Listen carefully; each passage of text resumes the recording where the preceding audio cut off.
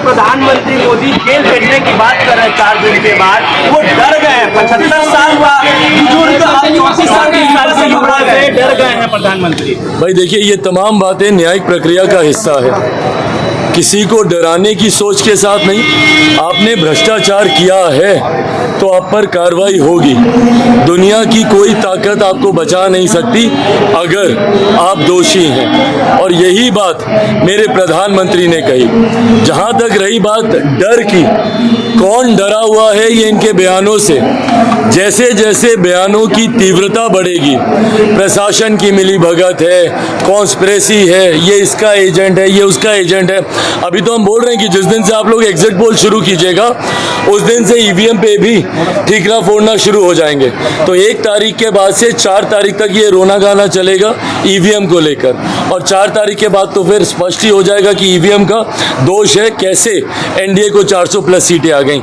ये तमाम बातें अब उसी दिशा में जा रही हैं जिस दिशा में परिणाम आने वाले हैं। बहाने तैयार करने की रणनीति पर अब काम किया जा रहा है। सब लोगों ने अपने आंख से देखा होगा, विधानसभा में प्रस्ताव किसने दिया था प्रधानमंत्री से मिलने का, और ये भी प्रस्ताव किसने दिया था अगर वो मना करेंगे तो राज्य सरकार अपने पैसे पे कराए। यार आप सब लोग जानते हैं, सब कुछ सबूत है, सारी घटनाक्रम को आप लोगों ने आंखों से देखा है, कानों से सुना है, विधानसभा में ऑन रिकॉर्ड है। किसने प्रस्ताव दिया था? तो हम आप ही से पूछते हैं, एक बार नहीं 2 बार किसने प्रस्ताव दिया? हम ही ना दिए थे भाई। और दूसरा प्रस्ताव भी यही था कि अगर नहीं होगा तो अपने बिहार सरकार अपने बलबूते करेगी, और हमने कहा था नहीं आएगी तो हम कराएंगे, और हमने आकर के करवाया। और यही नहीं, लेकिन ये बात तो साबित हो गया ना कि भाजपा के लोग नहीं चाहते थे।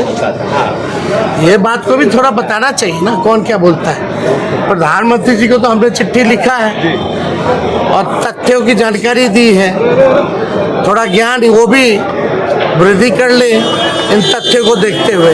यहाँ आ करके खाली झूठ पे झूठ, झूठ पे झूठ, झूठ पे झूठ, झूठ का पर्दाफाश हो गया।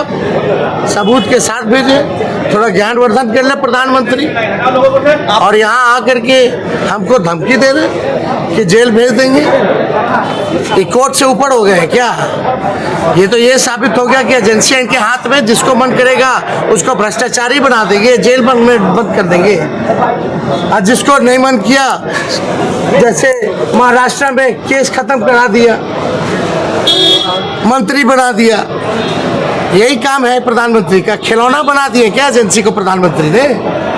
कहने का तत्पर तो यही है कि सीबीआई ईडी प्रधानमंत्री का कठपुतली है, खिलौना है। जांच एजेंसी का कोई वैल्यू नहीं है, जांच होती नहीं है। खाली प्रधानमंत्री का मन किया, इसको उठा लो, उसको छोड़ दो, इसको उठा लो, उसको छोड़ दो।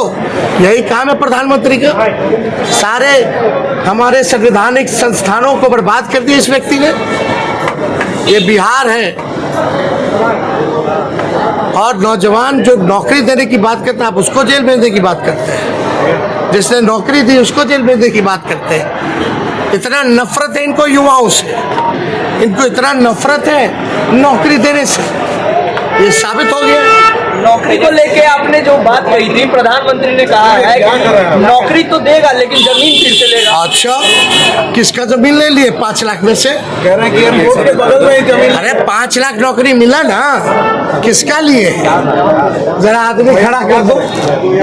ये सब फालतू का बात, यहाँ कुछ पच नहीं रहा बोलने के लिए। 10 साल कुछ किए नहीं। भाइयों बहनों, क्या किया भाई और बहनों के लिए या मित्रों के लिए? क्या किया? यहाँ के बकैती करने से नहीं चलेगा प्रधानमंत्री जी, काम का हिसाब देना पड़ेगा। एक नौजवान 34 साल युवा बिहारी से डर गए। तेजस्वी जी, हिसाब दो, हिसाब। मुख्यमंत्री का कहना है कि चुनाव के बाद 1 लाख नौकरी देंगे और विधानसभा चुनाव से पहले 10 लाख जो नौकरी का वादा था वो पूरा हो। वही प्रक्रिया थी जो हम करके आए हैं। तो असंभव है।